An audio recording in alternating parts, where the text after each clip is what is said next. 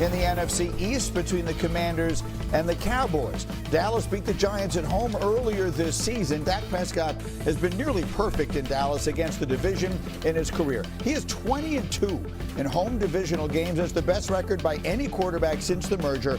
He's won 17 straight going back to 2017. The last time Dak lost at home against an NFC East team, Jaden Daniels, who he's facing off with today, was a junior in high school. So he's been that good for that long. Dan Graziano has the Commanders and Cowboys covered for us today. Graz, to be kind, this Cowboys defense has really struggled. So what did they change this week? Yeah, Greeny, you see these zeros on the scoreboard behind me. We don't expect them to be there long. These are two high-level offenses and two struggling defenses. As you mentioned, Dallas' defense has been the worst in the league in almost every category so far this year.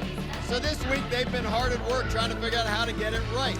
One big change, head coach Brian Schottenheimer, who oversees the offense, was in the defensive meeting rooms a lot this week. I talked to a couple players. They said his presence in those rooms got their attention. Linebacker Maris Leofau said he is our leader. When he talks, everyone listens. Schematically, I would expect the Cowboys to employ a little more man coverage than usual. Not a ton. This is still a Matt Eberflus defense, but I think you'll see a little more man-to-man, maybe a spy on Jaden Daniels, some similar stuff to what they did a couple of weeks ago when they beat Justin Fields and the Jets. Cowboys getting healthier on offense with the return of CeeDee Lamb and lineman Tyler Booker, but not so much on defense. Cornerback Trevon Diggs showed up Friday with concussion symptoms. He told the team something fell out of the ceiling at his house and hit him in the head. He's not going to play.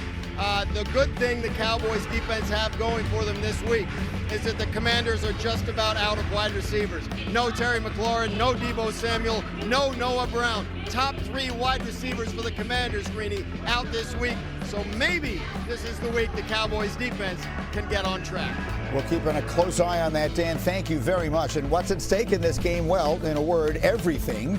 It's week 7, but look at what the outcome will decide. Commanders will have a 55% chance to make the playoffs with a win, just 31% if they lose. Look at the Cowboys. The Cowboys lose at home today. They have just an 11% chance of making the playoffs.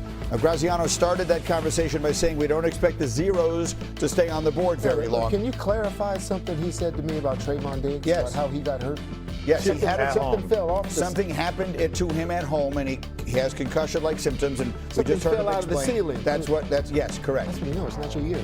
That is, it's obviously very bad luck. That's when you know, fellas. That's when you know. You losing the starting cornerback because something fell out the ceiling in his house and he got a concussion. Hey man, pack it up.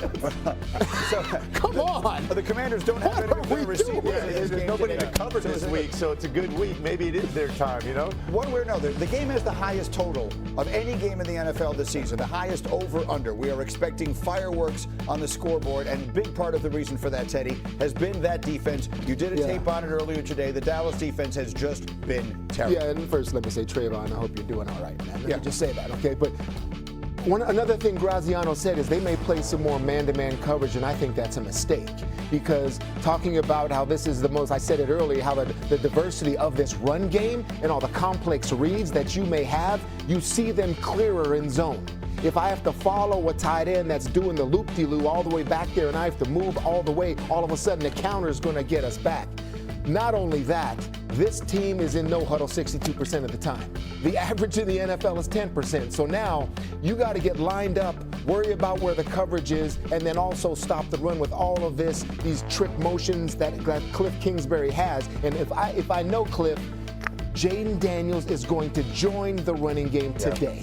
He has to join it today. He has to have, I'm calling 50 to 60 yards rushing. He has to have because of the injuries at the wide receiver position. Well, and I think that will be a major factor for me looking at this game is because Terry McLaurin has been out. Well, who stepped up in his absence? Deebo Samuel has had a great month. but he's out too. So you heard Gross talking about man coverage. So I expect some tighter window throws today. Well, who's the man? You got a veteran in Zach Ertz, so we'll see, how he fares. But we're talking about the offensive side of the ball, and I've been excited about the Dallas Cowboys ever since they got a guy like George Pickens before CeeDee Lamb went down. But when CeeDee Lamb goes down, I said to myself, well, this is a great opportunity for George Pickens' contract year. Ladies and gentlemen, in 5 straight games, this man has scored a touchdown. But the reason why I'm sitting up here showing you these highlights last week against the Carolina Panthers, yes, they lost, but did you see him snagging the ball, then going on the sideline, jumping over a defender? 2 of my favorite wide receivers in all of football that don't get the recognition is Garrett Wilson in the Jets and my man George Pickens right there. Now George Pickens has the offense. He has a quarterback. The only question for me that I have for Coach Schottenheimer is, can you put CeeDee Lamb and George Pickens in the same offense and get those guys to 10 to 15 targets a game and don't just single one of them out? This man George Pickens is on a mission. CeeDee Lamb, I just want to see the first 15 plays scripted. How many targets are going to come CeeDee Lamb's way, and see how healthy. Look, the great thing is, it doesn't matter where the targets go. This is a Super Bowl caliber offense, and I think Javonte Williams is going to be a guy that is going to be huge in this game as well in the passing game. Yeah. Because all the attention is going to be outside, and now a guy like him shows up. However, this defense, look, this should be a get brave game. Matt Eberflus, get brave, buddy. They got no one to throw to. If you don't show up today in your own building, oh my goodness, dude, you might as well pack your stuff and leave, because this is a great opportunity for Dallas to get right. I expect this offense to be explosive. The Commanders stink on defense also. They're going to light the scoreboard up today. I couldn't agree more, Rex. Listen, and Teddy, it may not be man, but I'll tell you what, they better have 8 in the box all day, right? Like there's nobody outside the numbers that you're scared of, right? So this should be a stop the run, and it's going to be 2 guys. It's going to be Jaden and Bill, right? Krosky Merritt. But I don't think there's going to be a problem, Randy, to your point of getting both these receivers involved for Dallas, because their defense is so bad, right? They're going to be throwing the ball all day. They have to score for 4 quarters, and I think they got to keep their foot on the gas. The reason why I say that is how scary would this offense look. We know, I'm going to say this. We haven't talked about Jake Ferguson, the tight end. He's having a hell of a year. Now you're adding CeeDee Lamb and what George Pickens is doing with Javonte Williams coming out of the backfield. The sky is the limit for this offense. I just want to see if this could possibly be the best offense other than Indianapolis.